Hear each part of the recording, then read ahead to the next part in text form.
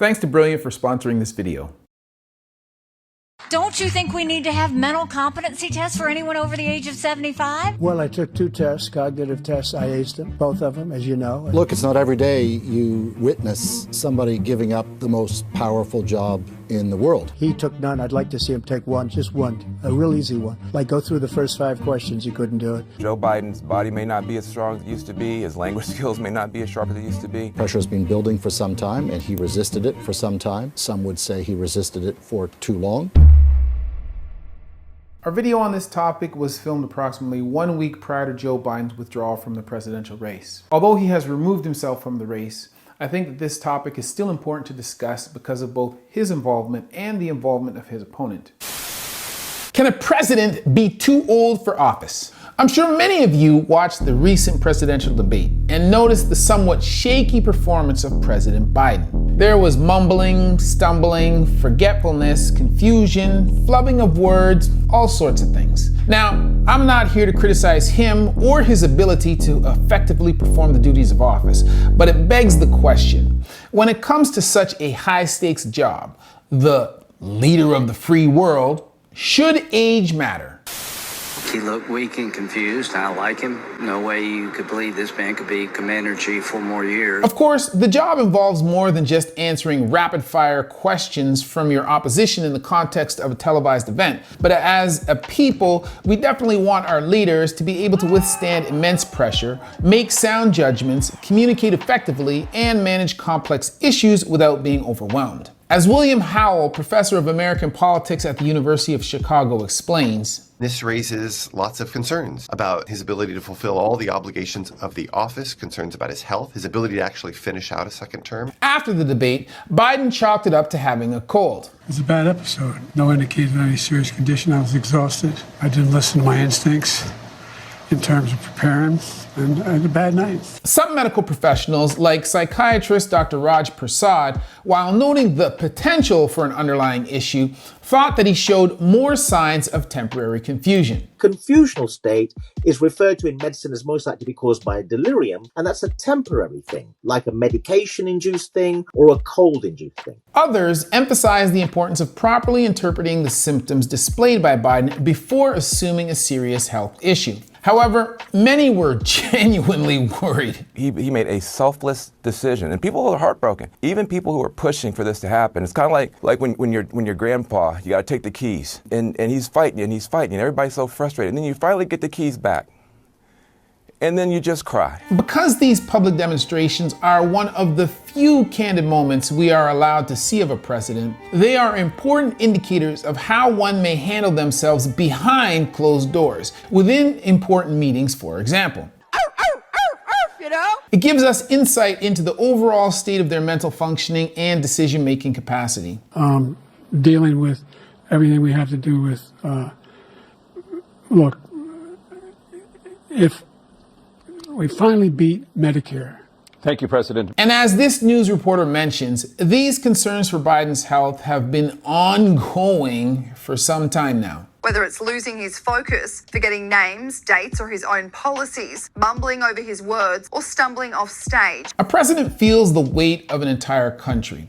Obviously, that's a whole lot to deal with. However, many people's quality of life is influenced by the decisions they make. Government is meant to act as a backbone for a society, ensuring the people that they are a part of a system that has their best interests in mind. The success of the country is complex, and the president has to be able to consider those many factors at once and ultimately provide a clear and unified path forward. Understanding the immense responsibility they hold, they have to dedicate themselves to their job. The energy, the faith, the devotion which we bring to this endeavor will light our country and all who serve it. They need to be prepared to travel all the time, potentially lose sleep, and handle immense amounts of stress whenever necessary. All of these factors would only further affect one's health. So ideally, they'd want to be starting from a solid place, aka being in the best shape possible with all of their mental faculties intact. And while people want a president with life experience and wisdom, which is often associated with age, we also want someone who is functioning well enough to do the job. Most presidents are within a certain age range, mid to late adulthood. In fact, the youngest US president was Theodore Roosevelt at 42, with Biden being the oldest at age 81. I know many people his age who have plenty of vitality, and I do not believe that your age has to limit you. It's not necessarily about age as much as it is about competency. As shown in the Sky News roundtable discussion, there are mixed opinions on the subject. I don't think age should actually play a role in that. I think it's about how talented you are as a leader, your credibility, and how many people really believe in what you're saying. I mean, I did some quite big jobs in this country, and I've got to tell you, I couldn't do them in my 70s. Why not? Because I think you slow down. People are bringing up imposing an age limit on the presidency, or at the very least, mandatory cognitive assessments to prove they are fit for the demands of the job. Regardless of where you stand on the taking of legal action, I'm sure we can all agree that a leader should inspire confidence in their people, not give them reason to worry further. Today, we'll delve into the critical mental abilities essential for a president's job performance, explore how cognitive functions change as the brain ages, briefly address concerns about neurodegenerative diseases like Alzheimer's, and discuss preventative measures against cognitive decline. President Trump? I really don't know what he said at the end of that sentence. I don't think he knows what he said either. Look. Let's get into it, interns. Sorry to keep you waiting. Complicated business. I want to start by emphasizing that while we expect our votes to accurately reflect who holds office, the reality is that being a prime minister or a president is not a solitary job. A president is supported by an entire team, including official positions like the vice president and chief of staff, as well as personal connections such as family and friends. This isn't inherently problematic, given the president can also support themselves. You can be cushioned by people around you. A lot of people around you can make the decisions. You can be carried by a team around you. Many wonder, in the case of Biden, what it tells us about the team around him that they would actually let him go on stage in that condition. President Biden, can you hear me? You can? A president's immediate circle plays a significant role in influencing their decisions and actions. While this support structure is normal and necessary, if the president is perceived as not being in a condition to make decisions independently, it can raise concerns about the integrity of the democratic process. The concept of handlers can lead to public mistrust of governmental institutions. I'm voting for a person, not the handlers. So if the person isn't making decisions, my vote is not represented. Now we don't have a democracy. That said, ideally, both a president and those who surround them are fully capable of upholding the highest standards of both health and ethics. This includes the Congress. While there is a significant scrutiny over the age and capabilities of the president, it's important to note that many other influential figures in positions of power are of similar or older age. This is likely because the average age in the United States and around the world is actually going up. People are living longer than in previous years. About 1 in 5 of all members of Congress are over 70. Can a parliament without many young people effectively make laws that govern everyone? Obviously, the public expects their government to be responsive and forward-thinking, addressing contemporary challenges and future needs in a rapidly changing world. A Congress composed of older members must not only maintain basic cognitive function, but also possess a progressive and adaptable mindset. While this certainly isn't impossible, it does require them to prioritize their health and the well-being of the country above all else. They bear a moral responsibility to perform at their best and to remain focused on what's best for the nation, avoiding prejudice and personal ambitions that could detract from their duties. I think Biden can do that. I don't think so. As an orthopedic surgeon, I have a love of all things science. I appreciate the importance of developing a sound foundation in science education and understanding the principles of scientific inquiry. That is why I love Brilliant so much, and I'm proud to have them as a sponsor. Brilliant is an online service dedicated to teaching you about science, technology, engineering, and math in a fun, engaging, and interactive manner. Their online platform, in my mind, is one of the most interactive and intuitive ways to learn about math, computer science, and data science. Their platform is designed to give you daily exposure to science concepts using an innovative first principles approach. You build understanding from the ground up with bite-sized problem-solving exercises that develop your critical thinking skills. With their effective approach, there is no need for memorizing information because instead you are building real-world knowledge. And whether you are interested in science, technology, engineering, or math, Brilliant has you covered with courses in all of those areas and new content available every month. Were this available when I was first learning about science, it would have made studying a whole heck of a lot easier and more effective, mind you. You can get started right now. To try everything Brilliant has to offer for free for a full 30 days, visit brilliant.org/Dr. Chris Raynor or click on the link in the description. You will also get 20% off Brilliant's annual premium subscription.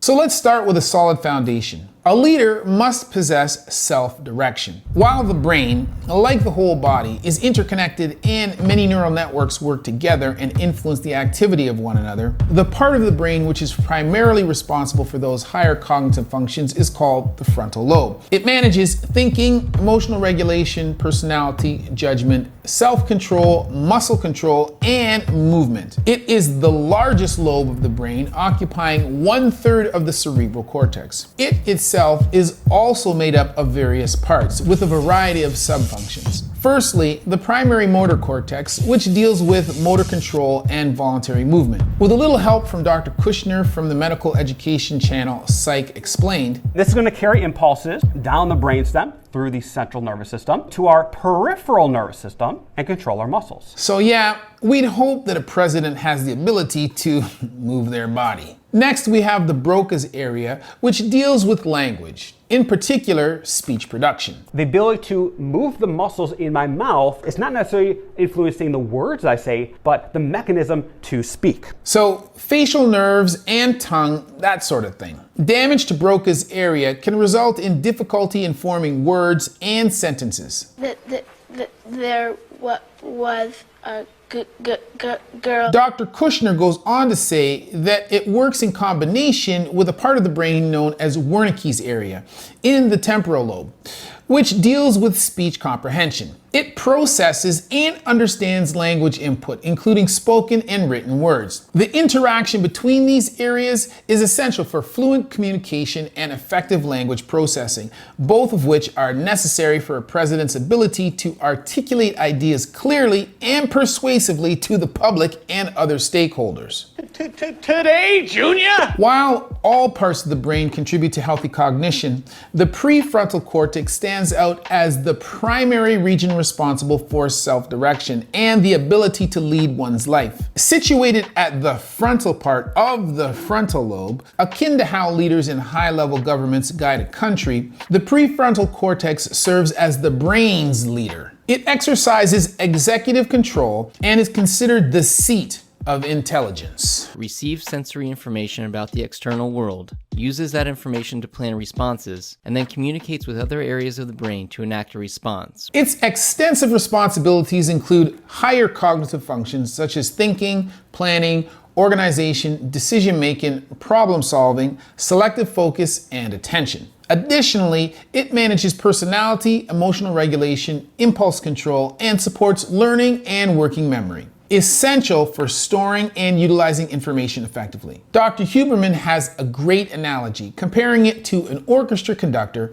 that makes sure the rest of the neural networks are working in harmony with each other. Understanding what the context is and therefore what sorts of actions need to be generated and suppressed. The prefrontal cortex also enhances a person's readiness and ability to remain alert and adaptable. Its extensive connections and regulatory functions support cognitive flexibility and adaptive behavior, enabling individuals to switch tasks efficiently in response to changing environments and challenges. This ability, known as task switching, is crucial for a president who must navigate diverse populations within their own country and engage with political leaders from other nations. Furthermore, the frontal lobe, including the prefrontal cortex, contains dopamine pathways that play a role in reward-seeking behavior, motivation, and reinforcement learning. These pathways influence decision-making and goal-directed behavior, which are critical for adaptive functioning. Presidents require a vision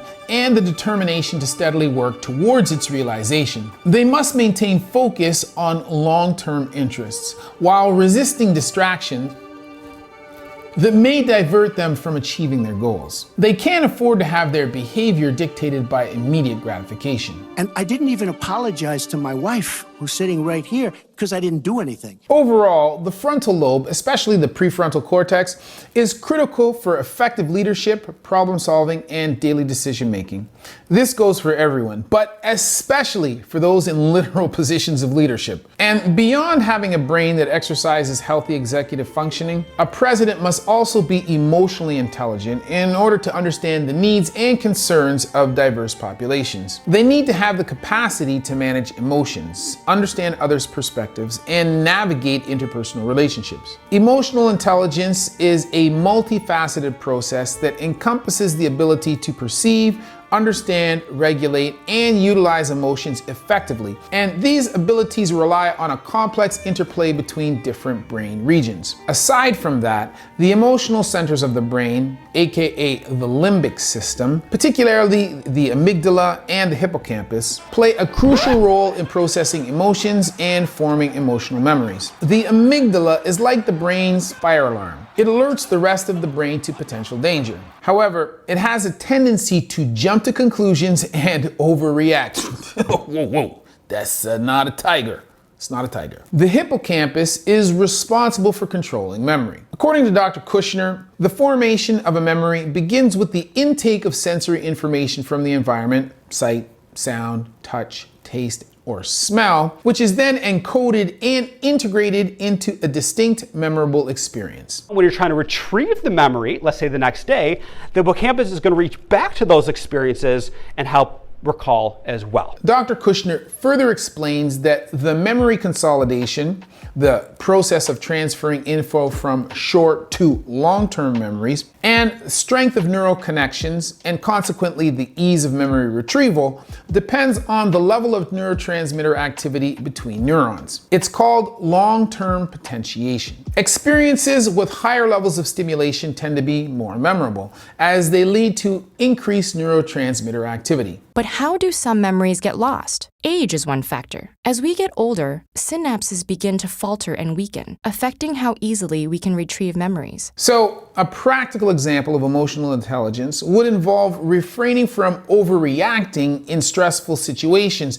that trigger memories of past experiences. Another brain region involved in emotional intelligence is the anterior cingulate cortex, or ACC, which is also part of the limbic system. As explained by Dr. Robin A. Hurley et al. In their article Windows to the Brain, the ACC plays a critical role in integrating brain circuits involved in regulating emotions by connecting the emotional limbic system with the cognitive prefrontal cortex. It literally connects the emotional to the intelligence. According to Kevin N. Schneider and colleagues, ACC is believed to support empathy and positive social behavior by interpreting others' emotions. However, empathy, the ability to share in another's emotional state, essentially to feel one's pain, has been studied extensively via MRI imaging, and scientists are convinced that it's the insula that is primarily responsible. The insular cortex is located within the folds of the lateral sulcus of the brain,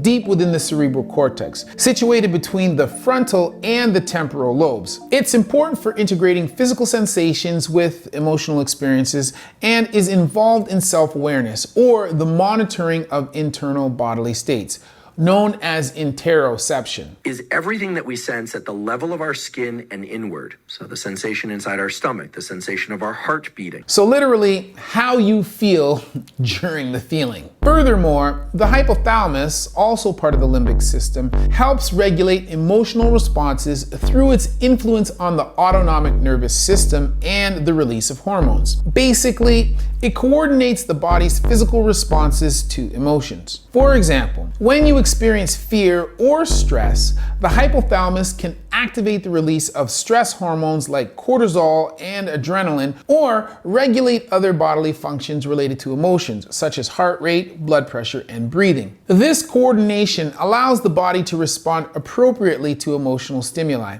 helping to adapt and cope with different situations. Finally, the temporal lobes, which are second to the frontal lobe in terms of size. These are involved in recognizing facial expressions and interpreting social cues, which are crucial for understanding others' emotions. Emotional intelligence is crucial in roles where connecting with people while maintaining objectivity and a composed demeanor is essential. Hey,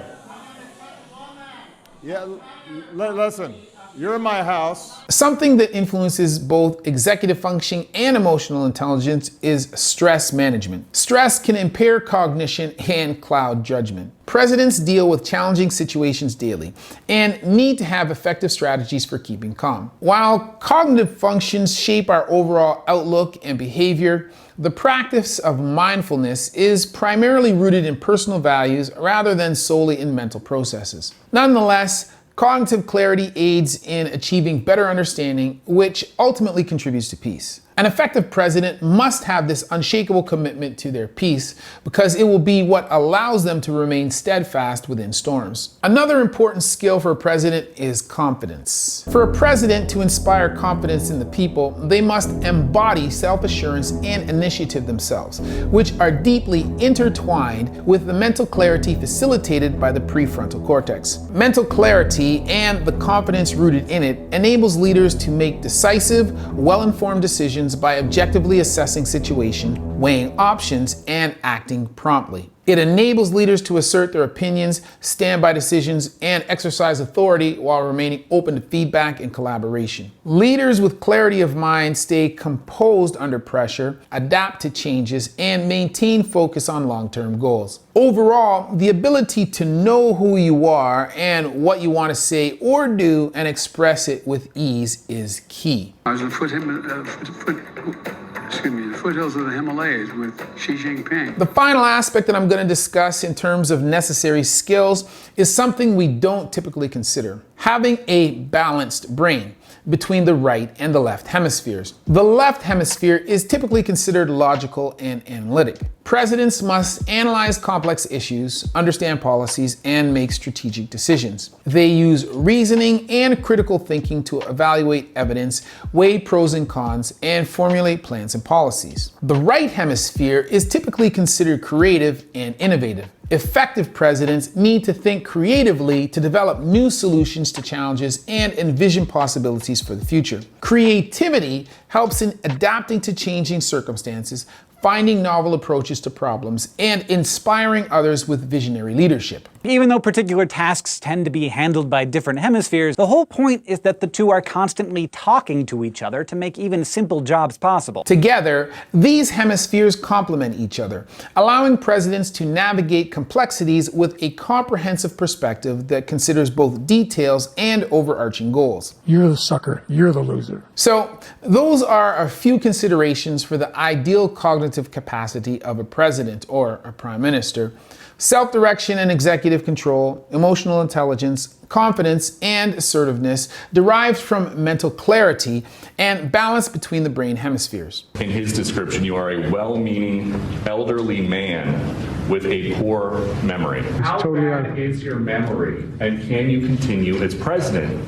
My memory is so bad I let you speak. Firstly, as a person ages, their brain shrinks, a process that accelerates after age 70. According to a medical article on the aging and the brain, this decrease in volume isn't uniform across the brain, with the frontal lobe, particularly the prefrontal cortex, as well as the hippocampus experiencing the most decline. Consequently, the shrinkage of these regions contributes significantly to cognitive challenges. However, these changes affect people differently based on individual brain structure. For example, men are impacted more in frontal and temporal lobes, and women in the hippocampus and parietal lobes. In the aging brain, white matter also shrinks. As explained in an article on the Columbia University Public Health site, white matter is a vast intertwining system of neural connections joining all four lobes of the brain: frontal, temporal, parietal, and occipital, and the limbic system. But what is white matter?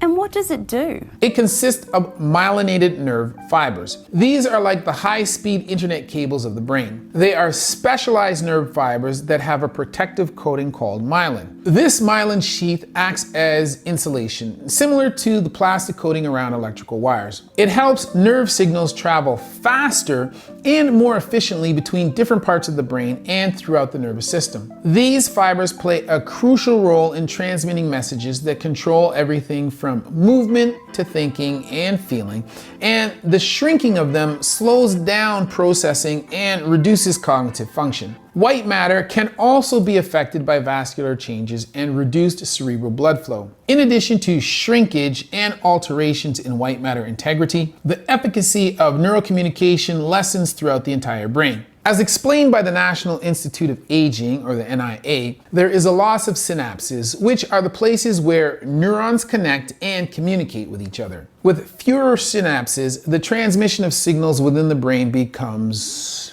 slower.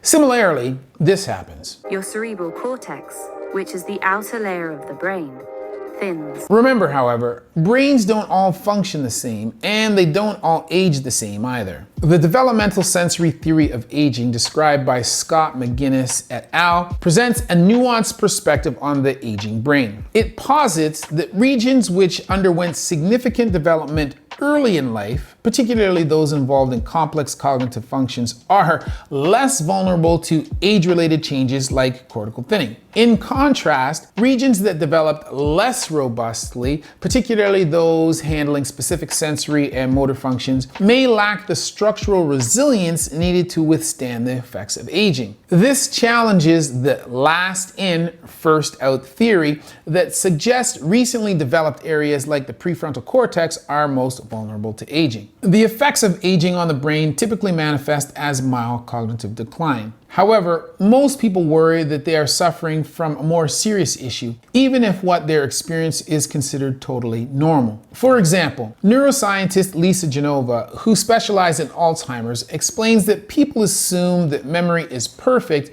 and they're meant to remember everything. People are panicked and stressed out and really ashamed of these moments of forgetting, which are actually totally normal. She says that a vast amount of what we forget every day is normal, and that our brains aren't actually designed to remember people's names, to do something later, or catalog everything we encounter. If we're noticing problems, probably not something to worry about. If we truly have a memory problem, we don't remember what we don't remember. This means that if a president is denying that they have serious health issues while the public is raising concerns, it may be worth checking out. President Biden, you would be 86 at the end of your second term. How do you address concerns about your capability to handle the toughest job in the world well into your 80s? That said, distinguishing between normal aging and neurodegeneration hinges on understanding when cognitive decline progresses beyond expected norms. Dr. Cooper explains that mild cognitive impairment, or MCI,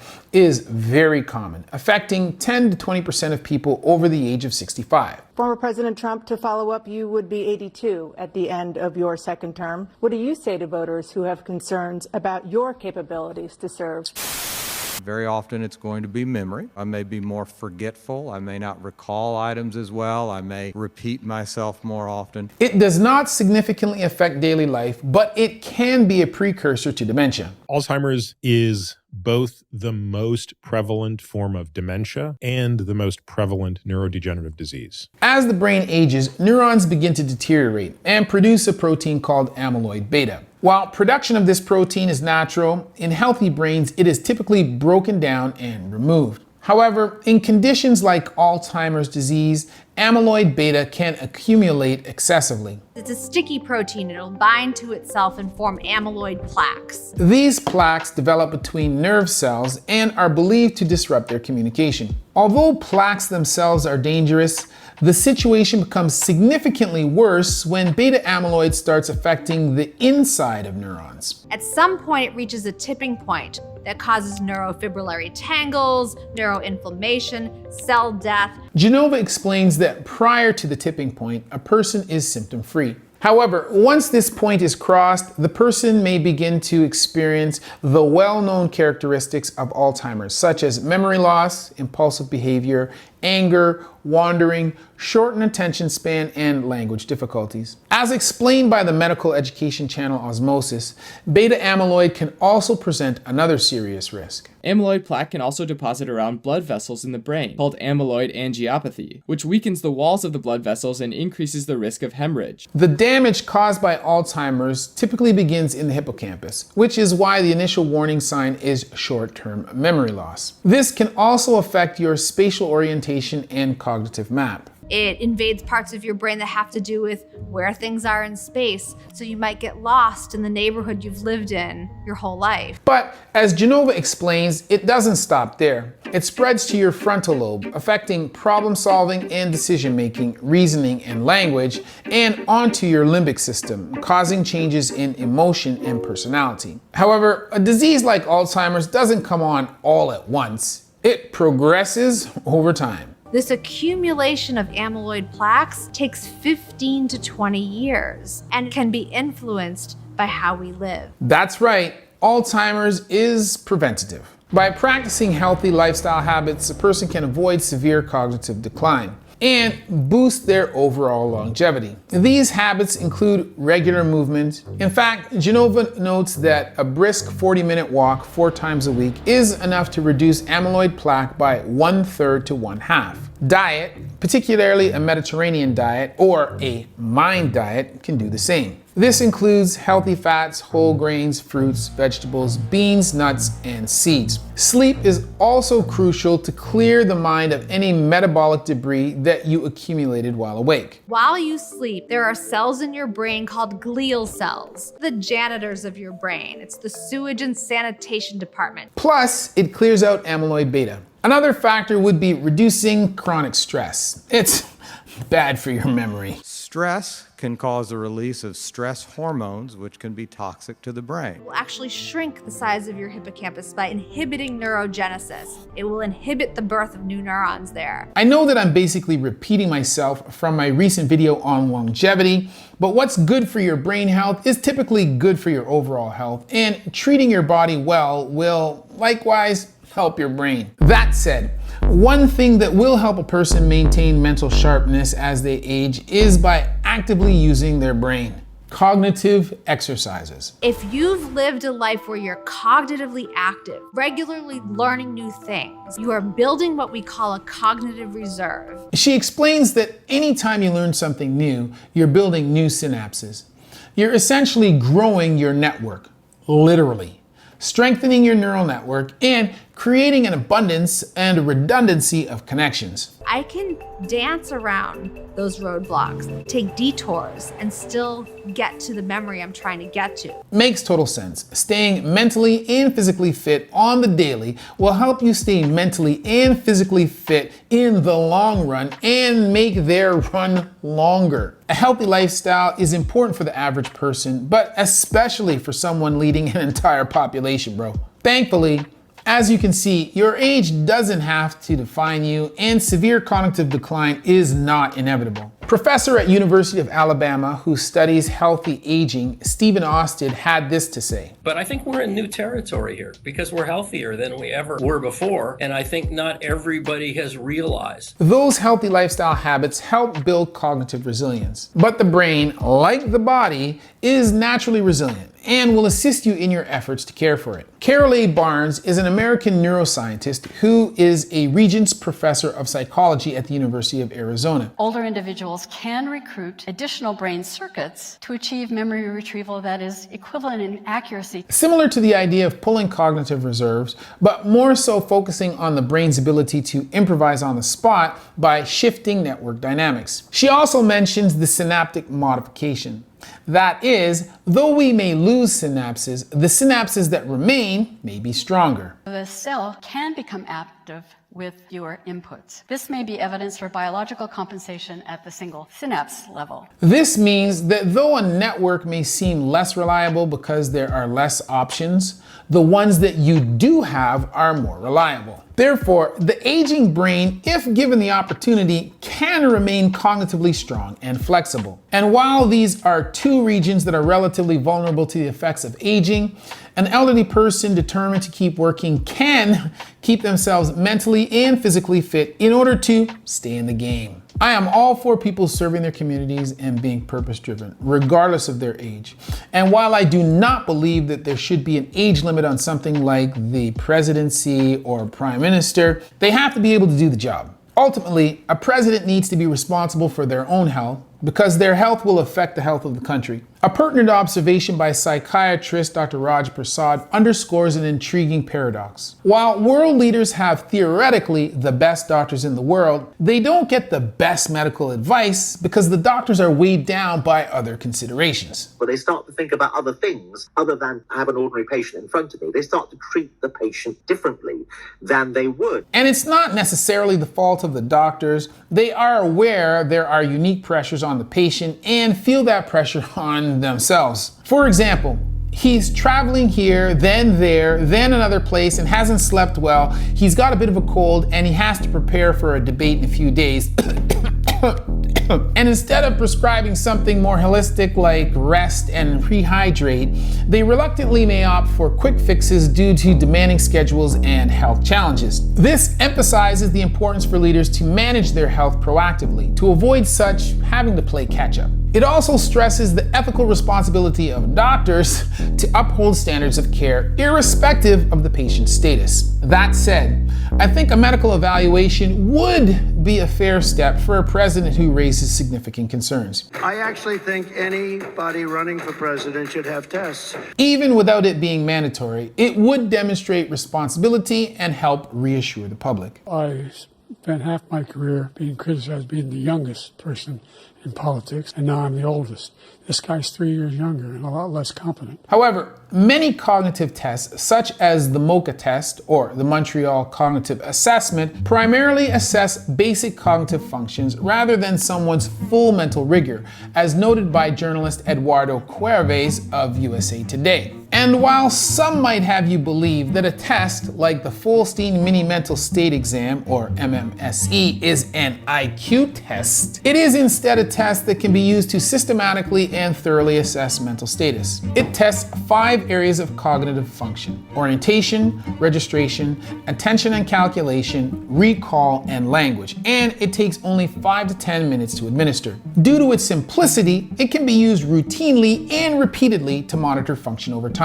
When these two tests are compared to one another, the MoCA is a better measure of cognitive function due to its ability to detect cognitive impairment even in highly educated individuals, or lack of the ceiling effect, and its ability to detect a wider range of cognitive function. But regardless of which test is utilized, it may be necessary to administer cognitive testing repeatedly to ensure that a potential leader not only has the mental capacity to govern effectively, but also that they retain that capacity over time as they age. Their health and commitment to health will be evident in every action they take. But the final test of whether or not a candidate is able to lead is ultimately conducted by us, the voters, who have the ultimate power to facilitate or deny a candidate's ascension to the post. It is us, the public, who must decide with our votes whether age is a defining characteristic in one's ability to lead.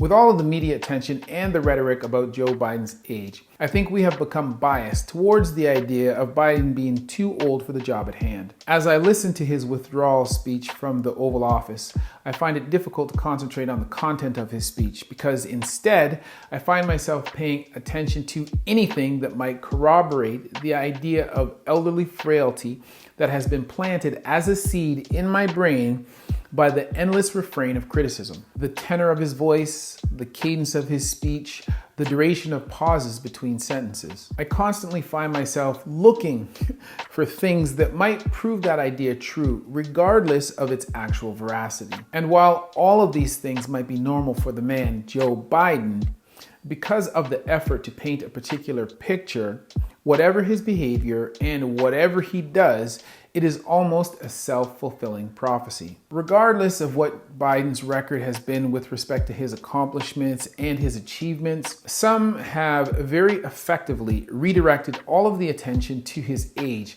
in any of the quirks or mannerisms that might support the narrative of elderly frailty. One other point that I think is important to mention is that the tests that I speak about in the body of the video, and about which Donald Trump constantly brags, are tests that are administered not once, but frequently over time to assess one's ongoing cognitive function. The fact that they are administered on an ongoing basis speaks to the fact that there is an ongoing concern about cognitive function. Remember, to trial Brilliant free for 30 days, visit brilliant.org/Dr. Chris Raynor or click on the link in the description. You'll get 20% off Brilliant's annual premium subscription. If you enjoy the video, be sure to leave us a comment and give it a big thumbs up to feed the algorithm. And if you are already subscribed, make sure that YouTube didn't unsubscribe you from the channel. We are working towards 700,000 subs, and we would love to have you with us when we get there. And don't forget to check out my other channels like Human 2.0 Fitness, where we post content that helps you move better and prevent injury, Dr. Chris Podcast, where I speak to interesting people in the health, fitness, and movement space, or Human at Home, where we teach you about how to create a healthy lifestyle in the space where you live. Otherwise, as always, that's been a word from Dr. Chris, not your everyday ortho, where we see one, do one, teach one.